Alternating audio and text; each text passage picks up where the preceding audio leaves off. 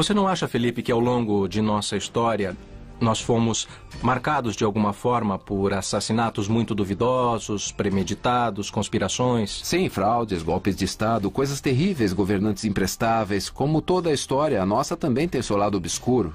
Fomos marcados desde o início. Os espanhóis traíram os líderes indígenas para roubar suas terras e suas riquezas. Eu penso em Montezuma, em Atahualpa e mais adiante em famílias poderosas que tomaram países e instalaram ditaduras patriarcais. Basta pensar no Haiti com Papa Doc, na República Dominicana de Trujillo, no Somoza da Nicarágua. A pergunta é, qual é o impacto disso na América Latina?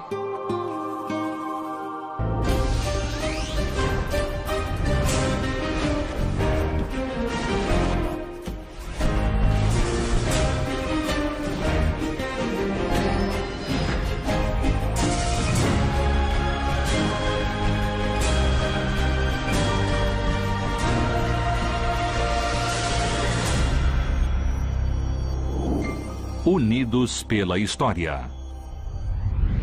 O lado obscuro. A América Latina tem uma história de claro-escuros, de atos heróicos e gestos altruístas, mas de assassinatos e conspirações, como todas as histórias do mundo.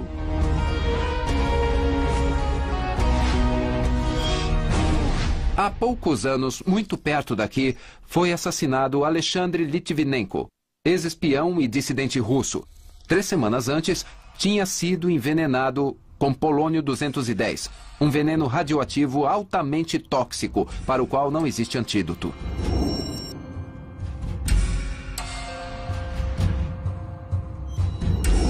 Meses antes, o espião tinha declarado que em sua agência, veneno era só mais uma arma como um revólver. No dia em que foi envenenado, ele tinha ido tomar chá com um compatriota. 2 anos antes de ser envenenado, Litvinenko denunciou que, em Moscou, ainda existia um laboratório de químicos venenosos. Referindo-se ao laboratório secreto que foi criado nos anos 30 por Grigory Maranovsky, o Professor Veneno. Graças ao Professor Veneno e aos seus sucessores, dezenas de ex-agentes secretos, políticos, jornalistas e escritores de diversas partes do mundo morreram envenenados durante a Guerra Fria. A Guerra Fria durou 45 anos e opôs os Estados Unidos à União Soviética. A União Soviética dominava a parte leste do mundo, sob controle de governos comunistas, enquanto que os Estados Unidos mantinham controle sobre o chamado mundo capitalista, a salvo do perigo vermelho. Com exceção de casos pontuais que elevaram a tensão mundial, as duas potências conviveram quase pacificamente. A América Latina se viu imersa nesse contexto de Guerra Fria. Justamente a maior influência aqui na América Latina era dos Estados Unidos, que precisamente consideravam a América Latina como parte de sua área de influência e faria o impossível para que o outro bloco não conseguisse qualquer tipo de acesso ou controle no que os Estados Unidos consideravam seu quintal, como se costuma dizer por aí. Geralmente, toda a América Latina se alinhava, digamos, com as posições dos Estados Unidos com a muito leve e nem sempre clara exceção do México. Isso até 1960, quando a harmonia começou a se romper, quando mudou a atitude. Principalmente em Cuba, a harmonia se rompeu quando já nos aproximávamos do fim da Guerra Fria. É isso. Eu creio que a Guerra Fria foi muito importante para a América Latina, porque ajudou muito a direita de todos os países da América Latina, porque ela ajudou, na verdade, em suas campanhas contra as correntes progressistas e, na realidade, principalmente nos anos 60, começou um grande movimento popular do povo progressista. E, obviamente, os comunistas locais estavam metidos nisso. Se a função tradicional dos exércitos era defender as fronteiras, defender de uma eventual invasão, a partir da nova realidade, a partir da Guerra Fria e a Revolução Cubana, na realidade também ficou responsável por manter a ordem interna. Por isso se falava de fronteiras ideológicas, não só de fronteiras territoriais que dividiam um estado de outro, mas de fronteiras ideológicas dentro de um estado. Durante a Guerra Fria, para os Estados Unidos, o comunismo estava dentro do continente americano. Assim, iniciou uma guerra ideológica em seu próprio território e nos países latino-americanos. Guerra Fria. Operação Condor. Parte da guerra ideológica que se deu ao mesmo tempo em todos os países da América Latina foi a Operação Condor, um plano de operações de inteligência coordenado para trocar informações e prisioneiros, torturar e eliminar opositores por ações combinadas dos governos da Argentina, Chile, Uruguai, Paraguai, Bolívia, Brasil, depois Equador e Peru. A Operação Condor foi inspirada no Decreto de Noite e Névoa nazista. Um decreto do governo alemão que procurava a eliminação física de opositores políticos. Eu fui vítima da Operação Condor. Porque eu fui detido no aeroporto, eu estou falando de 1975, antes do golpe militar na Argentina, no aeroporto de São Paulo. Eu fui encapuzado pelo DOPS, eu fui levado ao quartel e fui interrogado a noite inteira. Eles me davam informes de dirigentes sindicais da Venezuela, do Paraguai, de camponeses, do Equador. Aqui, por exemplo, na Automóveis Orletti, um dos muitos centros clandestinos de detenção, ficava a maioria dos estrangeiros. E dali levavam os uruguaios para o Uruguai. Os chilenos para o Chile. E para quê? Para que em seus países tivessem o destino que fosse, quer dizer, a prisão ou a morte. Era uma escola de militares que vinha dos Estados Unidos, onde os militares latino-americanos recebiam treinamento sobre formas de repressão e de tortura. Isso se generalizou pelo continente e, de fato, foi muito eficaz na hora de calar a boca das pessoas e de decapitar qualquer movimento popular que pudesse surgir. A iniciativa da Operação Condor surgiu na Escola das Américas, uma organização para a instrução militar onde se graduaram mais de 60 mil militares e policiais de 23 países da América Latina. Sua missão era preparar as forças de segurança latino-americanas para a luta contra a União Soviética e seus aliados. Quando se fala da Operação Condor e da cumplicidade dos regimes latino-americanos na luta contra a subversão e as guerrilhas, aí se dá um fenômeno que me parece historicamente simplesmente repudiável. É a sensação de que os militares latinos deviam aprender a fazer repressão com outros regimes quando se dava exatamente o contrário. Eu, por minha experiência nos Estados Unidos e 45 anos de jornalismo, creio que, apesar de ser verdade que houve a Escola das Américas, que houve apoio logístico e que houve preparação de oficiais com exercícios de prática de guerra contra-revolucionária, não é verdade que os militares latino-americanos tenham sido passivos aprendizes dos bandidos da história. Pela doutrina da Escola das Américas, os Estados Unidos diziam que o inimigo estava dentro das fronteiras. Não houve frase mais profética. Operação Condor. Atentado de 11 de setembro. Em 11 de setembro de 2001, em uma série de ataques sincronizados, aviões comerciais colidiram contra as Torres Gêmeas e outros objetivos estratégicos dos Estados Unidos. Morreram mais de 3 mil pessoas, como se tivessem executado mais de 36 pessoas por minuto. O inimigo estava dentro de seu território e atacava o centro de seu poder. Pode-se ter o maior exército do mundo, a maior inteligência do mundo, pode-se ter 30 mil mísseis com carga nuclear, mas basta que uma pessoa ou um grupo de pessoas acredite profundamente em suas causas para acabar com 2 torres ou acabar com muito mais. Os suicidas perpetraram os ataques totalmente convencidos de que seu sacrifício os levaria ao paraíso de Maomé, um lugar onde Alá os recompensaria com infinitos prazeres sensuais. Quase 5 séculos antes, outro paraíso de Maomé, só que na Terra, oferecia grandes prazeres e bons negócios para os conquistadores. Atentado de 11 de setembro. Paraíso de Maomé.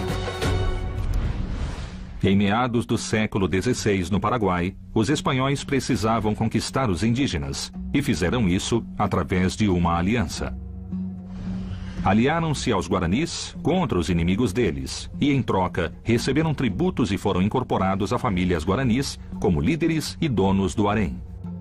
Em 1545, alguns conquistadores tinham 5 ou 6 mulheres. Os mais poderosos chegaram a ter 70 mulheres em seu harém. Quando os espanhóis chegaram e conheceram as guaranis, parece que eles ficaram particularmente impressionados e, de fato, ocuparam o lugar dos chefes tribais e os mataram e ficaram com os haréns, porque os guaranis viviam em sistema poligâmico. De maneira que, claro, em nome dessas escrituras e em nome da guerra contra os mouros, terminaram vivendo no Nordeste argentino da mesma forma que os mouros viviam na Espanha. Ou seja, cada chefe tinha 40, 50, 60 mulheres. Os europeus receberam mulheres e alimentos. As muitas concubinas e esposas eram uma forma de cobrar tributo. No mundo andino pré-hispânico peruano, exatamente na época dos Incas, afinal, mas antes também existia a prática de trocar de mulheres. A troca de mulheres funcionava como uma espécie de ampliação da rede de parentesco. Explicando, eu me caso com a mulher de meu novo aliado e dou uma de minhas mulheres para ele se casar e nos tornamos parentes. E assim que isso acontece, nós podemos ter relações econômicas ou políticas de dependência ou não. Uma será de dependência, outra será de dominação. Quando os espanhóis chegaram, o povo andino ofereceu mulheres nesse sentido. Então os espanhóis, aceitaram e aí eles resolveram proceder à mestiçagem. Eu não sei realmente se a história teria mudado, não sei até que ponto teria sido menos cruel o processo de conquista. Mas então, podemos imaginar que talvez, eu não sei, se esses espanhóis tivessem levado aquelas mulheres para seus barcos, talvez o componente da violência da conquista tivesse sido um pouco menor. É uma hipótese. Traições e conspirações. Desde a conquista, a história da América Latina também se escreveu por seu lado obscuro. Unidos pela história. Eu não só creio que nós, os latinos, estamos unidos pela história, mas também estamos unidos pelo futuro. Porque, inevitavelmente, temos um destino em comum. A América Latina vai se converter num grande país cujas diferenças vão torná-lo cada vez mais rico como continente. E diferenças culturais e diferentes recursos que vão fazer com que a gente seja realmente, no futuro, o continente com mais possibilidades de crescer e de ajudar. Unidos pela história. Unidos pela história.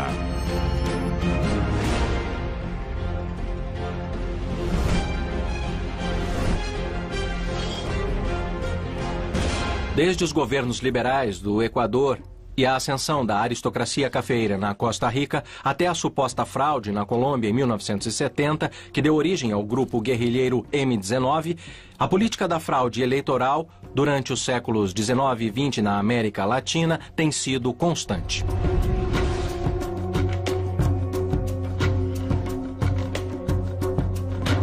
No ano de 1988, os mexicanos tiveram a eleição em que o sistema caiu.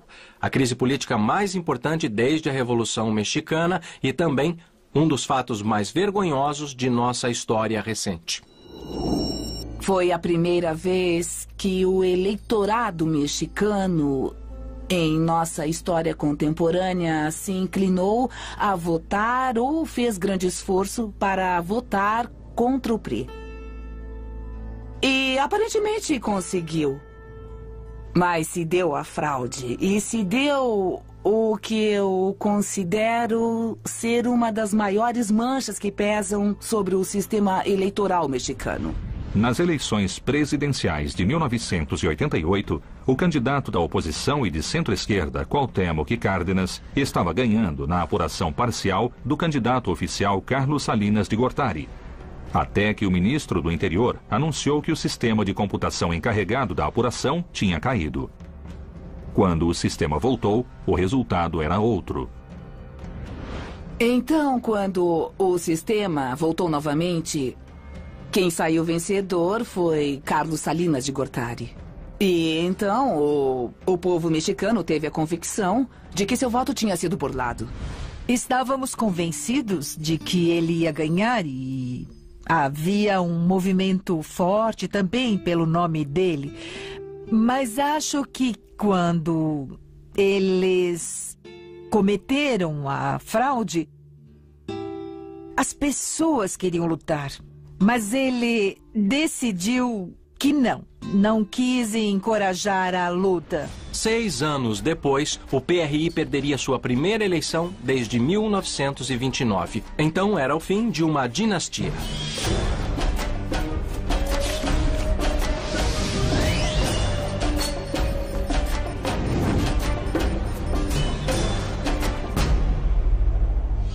No século XVI, outra dinastia chegou ao fim.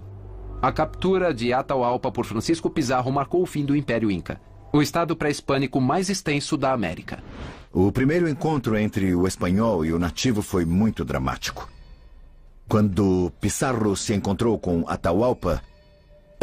quando os espanhóis se encontraram com Atahualpa na Praça de Cajamarca, fizeram a chamada cerimônia de exigência. Era uma espécie de ultimato. Eles leram um texto em que mandavam que se submetesse às leis católicas e ao rei da Espanha. Cronistas contam que um sacerdote que acompanhava Pizarro deu uma Bíblia a Atahualpa dizendo que continha a palavra de Deus.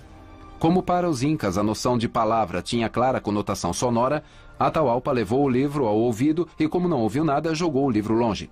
Foi o sinal para atacá-lo. A artilharia escondida ao redor da praça começou a disparar suas armas de fogo e provocou pânico entre os indígenas. Morreram cerca de 2.000 índios. O Inca foi capturado, suas riquezas saqueadas e sua mulher entregue aos espanhóis. Ficou 8 meses preso.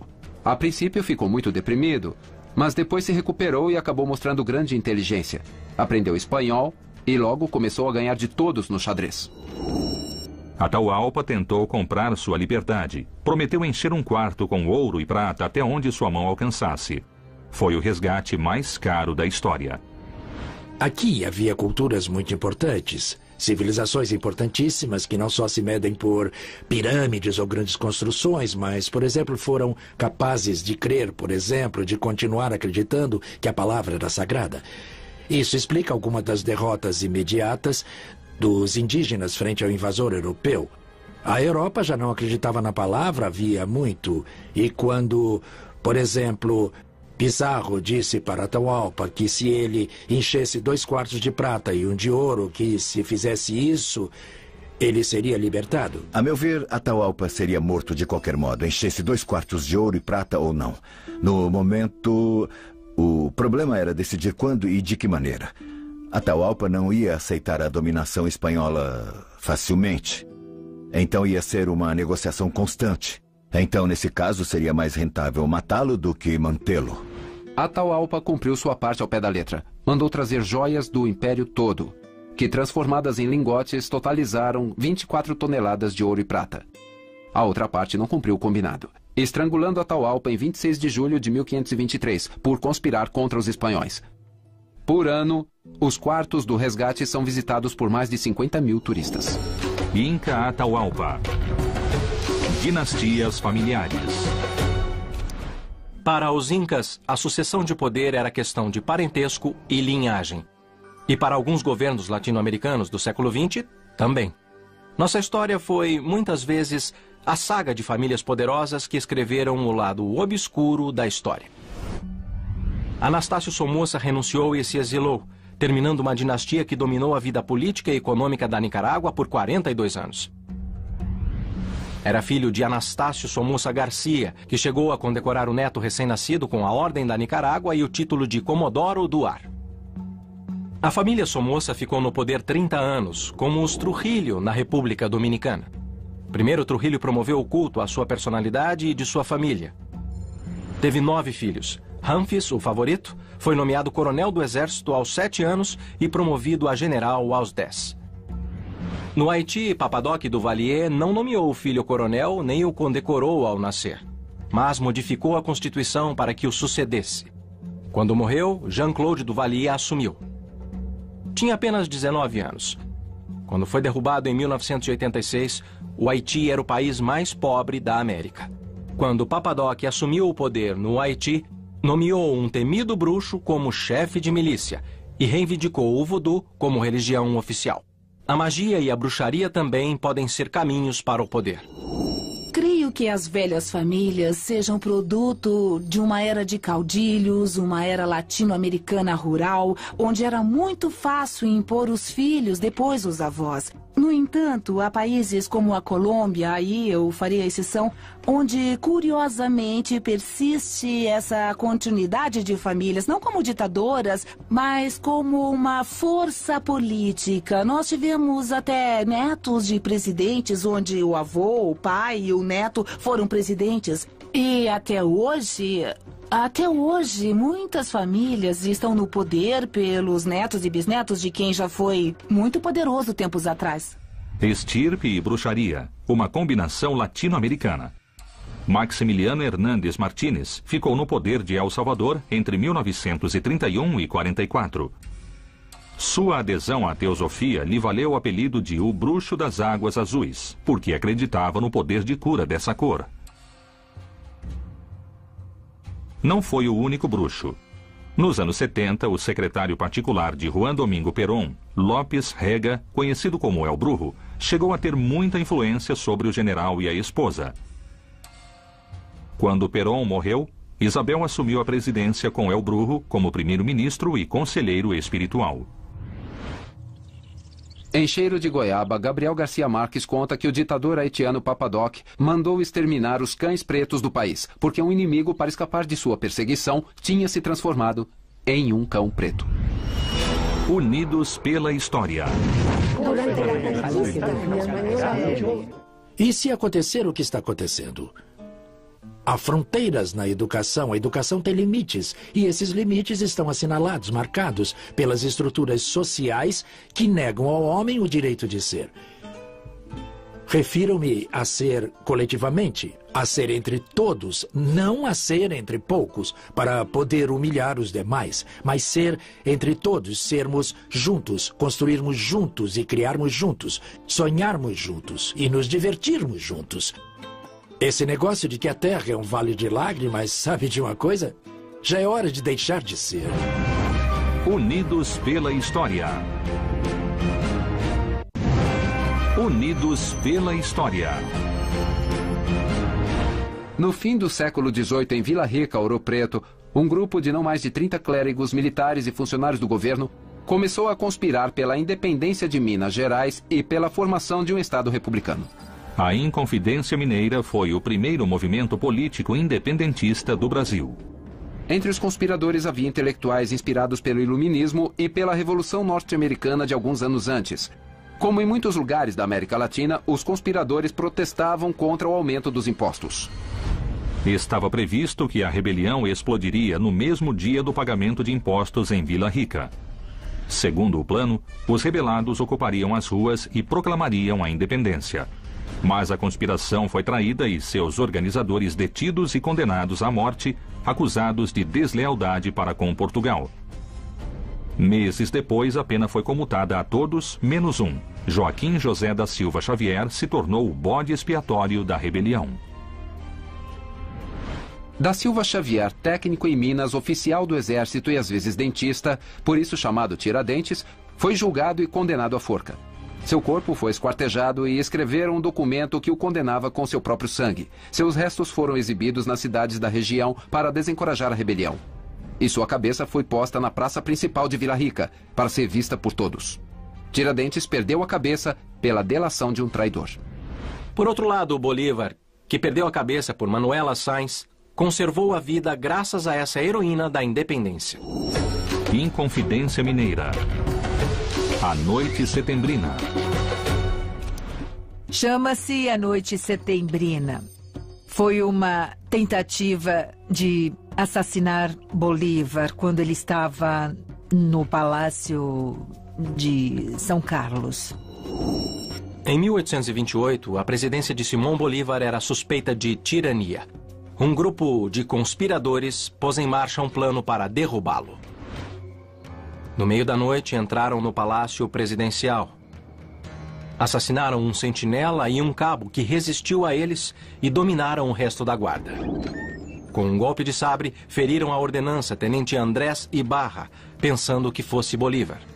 Os agitadores chegaram à porta do quarto do libertador e dali saiu Manuela. Bolívar tinha chamado Manuela porque estava se sentindo mal. Quando ela ouviu os primeiros ruídos do assalto, acordou o libertador e o ajudou a se vestir. Depois o convenceu a saltar para a rua por uma janela descuidada pelos rebeldes. Quando finalmente entraram no quarto, revistaram tudo. E ao ver a janela aberta, viram que a conspiração para assassinar o libertador havia fracassado. A partir desse momento, Manuela foi chamada de Libertadora do Libertador. A primeira coisa que eu fiz quando eu fui a Quito, eu fui ver a casa onde tinha morado Manuelita Sáenz para entrar pelo túnel por onde ela escapava para ir aos tetos da Catedral de Quito, para ler as cartas. E alguém chegou até a me dizer que havia vários livros, mas isso não era verdade. Com as cartas que trocavam Bolívar e Manuelita, e nós, os latino-americanos da Colômbia, fomos educados com uma imagem de Manuelita muito, muito especial. Creio que não há um trabalho sobre Manuela que seja fiel à sua pessoa e sua história, sem que seja rotulada de amante de Bolívar ou de vilã, ou a que instigou o fuzilamento de Santander, ou que diga apenas que ajudou Bolívar a fugir e se salvar da tentativa de assassinato que sofreu. Manuela opinava em política, e uma política que tinha muito a ver com o militar. Acho que foi isso que a tornou extraordinária, que chamou a atenção sobre ela e também fez com que seja difícil julgá-la historicamente. Em 1822, Manuela Sáenz conheceu Simão Bolívar, abandonou o marido e se tornou amante do libertador. Bolívar a promoveu a capitã por sua valentia no campo de batalha e San Martín a condecorou com a Ordem do Sol por seus serviços à Revolução. Manuela se entregou à causa independentista e não foi a única. Como ela, centenas de mulheres arriscaram a vida na causa da emancipação da América Latina. Foram espiãs, trabalharam para a Revolução, mas do lado obscuro. A Noite Setembrina. Mulheres independentistas. A história oficial, a que sempre nos foi ensinada, dá à mulher um papel muito passivo de bordar bandeiras, de doar joias, de emprestar seu piano para alguém tocar um hino, mas principalmente esperar pacientemente pelo marido herói. Na América Espanhola, as mulheres da independência, elas tiveram destacado principalmente os seus papéis de mártires, porque elas foram presas por seus maridos ou morreram à frente de um destacamento, chamando os homens a cumprir com seu dever frente à pátria, ou se preferir a revolução, ou se preferir a república. E tiveram, sem dúvida, papel muito importante. Mas estou certo de que há uma ação cotidiana, ou que há um ativismo político permanente de todos os dias, que foi fundamental. As revoluções não se constroem só com um grande ato heróico, e é importantíssimo, mas também com o dia a dia da revolução. E a mulher, como parte da sociedade, esteve muito presente em todos esses momentos. Isso foi assim, desde Caracas até Buenos Aires. As mulheres na Guerra da Independência tiveram, em geral, um papel que era a extensão de suas próprias atividades. Por exemplo, costureiras, costurar muitos uniformes, bandeiras, bordar, a comida nas cantinas, levar víveres, às vezes na retaguarda, quando permitiam. Acompanhava os seus homens, filhos, maridos, amantes, seus irmãos. Eu creio que havia na colônia todo um mundo digamos, clandestino, além dos rigores das normas e das leis, que fazia com que a vida das mulheres não fosse tão asfixiante como provavelmente os homens e as leis da época queriam que fosse naquele momento. Em nosso continente, ou na Espanha, quem faz a lei faz a arapuca, e eu acho que nós somos especialistas em encontrar a maneira de nos esquivarmos das regras, de esquivarmos dessas normas. E muitas mulheres se davam a tarefa de aprender a ler e a escrever e ter acesso a livros considerados proibidos.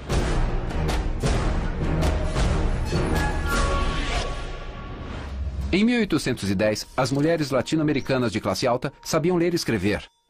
Estavam a par das novidades literárias do momento, participavam de saraus e reuniões, e os soldados espanhóis falavam na frente delas, porque, afinal, elas não entendiam nada.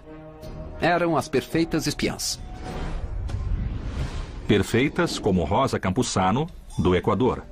Atiradas como Maria Hermenegilda de Gisla e Petronília Carrilho, de Lima, que organizava saraus com espanhóis para conseguir informações. Valentes como Vicenta Juaristi Eguino, que fabricava balas de canhão em sua casa, na Bolívia, e Leona Vicário, do México.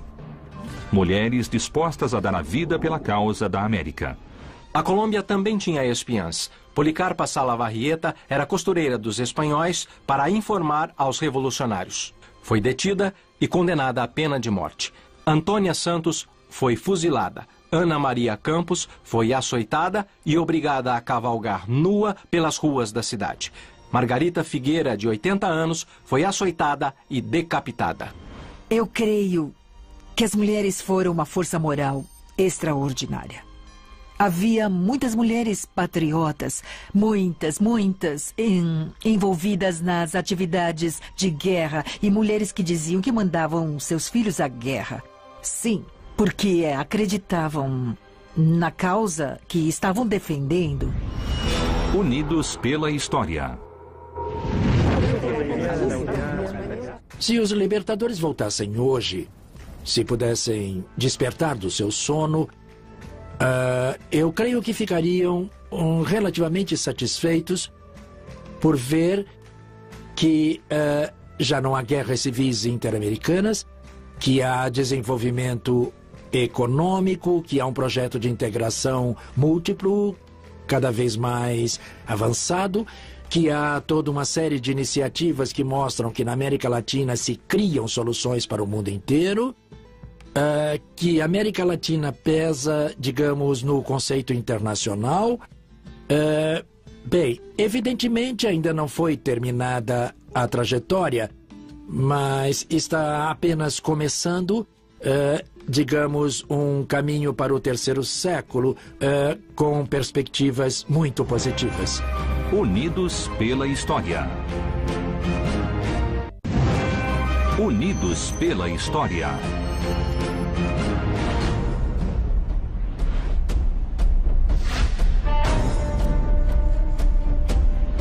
Em 21 de setembro de 1976, em Washington, uma bomba ativada por controle remoto colocada em seu automóvel acabou com a vida de Orlando Letelier, ex-funcionário de Salvador Allende.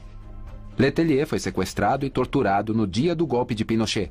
Exilado por pressão internacional, tornou-se um dos principais inimigos da ditadura. Para a junta militar, ele era o problema Letelier. O assassinato de Letelier foi julgado nos Estados Unidos e acabou virando um caso paradigmático da Operação Condor, porque várias pessoas confessaram, acharam os responsáveis, etc. Mas não era preciso um caso desses para justificar a Operação Condor. No julgamento, Michael Townley, ex-agente da CIA e membro da polícia secreta chilena, foi identificado como autor do atentado. Townley declarou que para assassinar Letelier havia pensado em borrifar seu travesseiro com gás sarin, uma arma química letal. A alternativa para matar Letelier era o gás sarin, que estava em um frasco de Chanel número 5, o famoso perfume que Marilyn Monroe declarou ser a única coisa que usava para ir para a cama.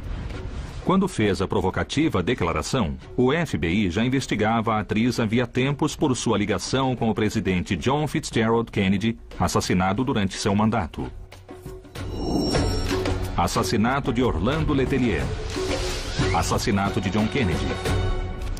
a morte de Kennedy é uma das conspirações mais intrincadas da história contemporânea.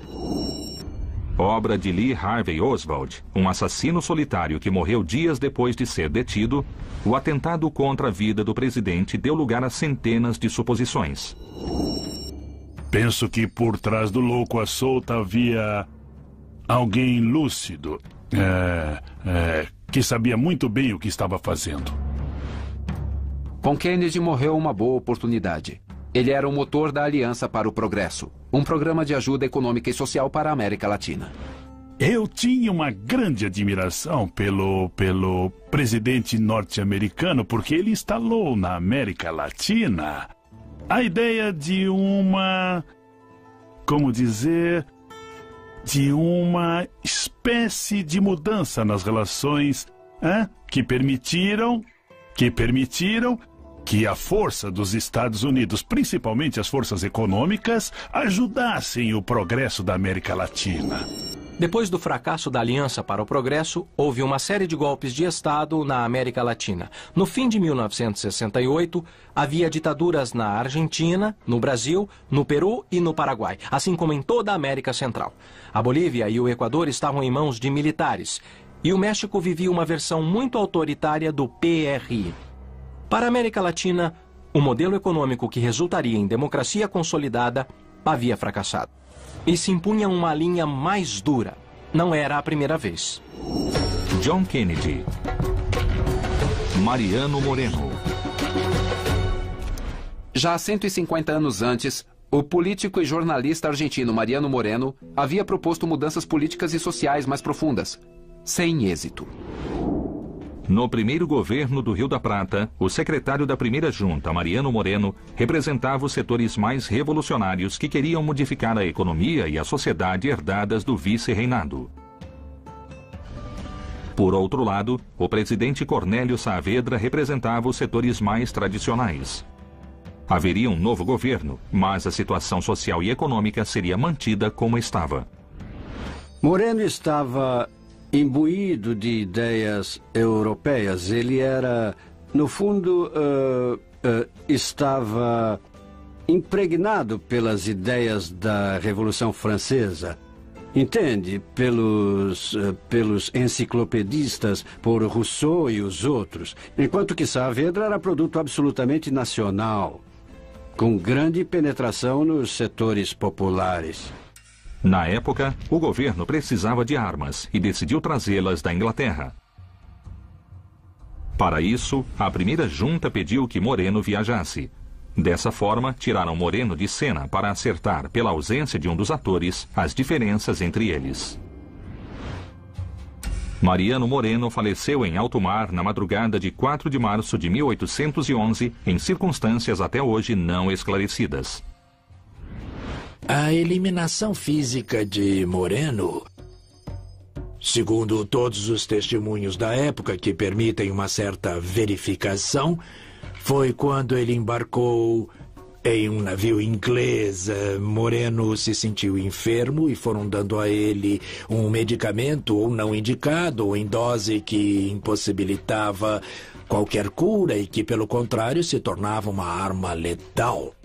O testemunho mais próximo é o de Manuel Moreno, irmão de Mariano, que não era só um companheiro de viagem de missão diplomática, mas também testemunha dessa agonia que se deu, parece, pela aplicação desse suposto medicamento dado pelo capitão do navio.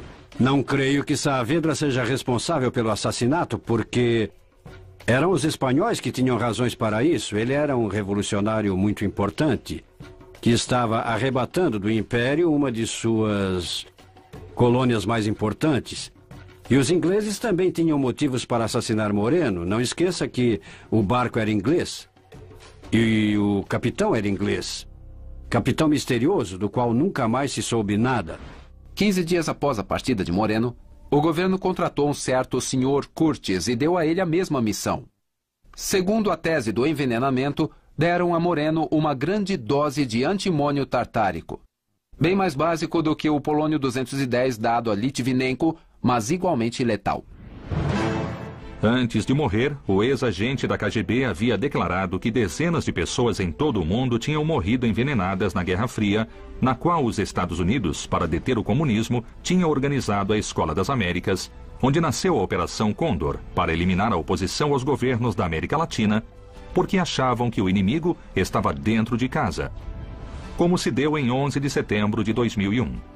Os terroristas esperavam sua recompensa no paraíso de Maomé. E como se deu com os espanhóis e os guaranis, com quem se aliaram pelo poder. Mas, mais tarde, o acesso ao poder podia ser feito pela fraude, como a de 1988 no México, quando o sistema caiu e marcou o fim de uma dinastia com o desprestígio do PRI. Outra dinastia terminou com a queda do Inca Atahualpa, que pagou o maior resgate da história, mas foi morto assim mesmo, terminando uma sucessão familiar imitada por Somoza na Nicarágua, Trujillo na República Dominicana e Papadoc no Haiti, que encorajava o voodoo, que também está no Brasil, onde Tiradentes acabou enforcado porque a conspiração fracassou. Fracassou também a tentativa de matar Bolívar, salvo por Manuela Sáenz, ex-espiã da Guerra da Independência. Também espião, mas para a CIA era o assassino de Orlando Letelier que queriam matar com gás sarin contido em um frasco de Chanel número 5, o perfume de Marilyn Monroe, que tinha uma ligação com John Fitzgerald Kennedy, cuja morte fez fracassar a Aliança para o Progresso e se impuseram regimes mais duros. Como 150 anos antes, com Mariano Moreno, que tinha proposto mudanças profundas, mas morreu em alto mar, talvez envenenado, com uma dose excessiva de antimônio ou arsênico, algo muito menos sofisticado do que deram ao russo Litvinenko em Londres, mas igualmente letal. Creio que podemos pensar que, com memória sem esquecer o passado, não é? Apesar de todas as coisas, com essa memória que vale a pena ter, a história prossegue. Devido à passagem do bicentenário, seria muito bom refletir sobre as nossas responsabilidades comuns. Sim, é importante ver os graus de responsabilidade. A responsabilidade do povo e a dos líderes que levaram à situação atual. É claro, só dessa forma faz sentido rever a história, pensar em seu caráter preventivo, não repetir os mesmos erros. Eu creio que o maior ato de patriotismo é colocar o coletivo, inclusive o latino-americano, antes dos interesses individuais.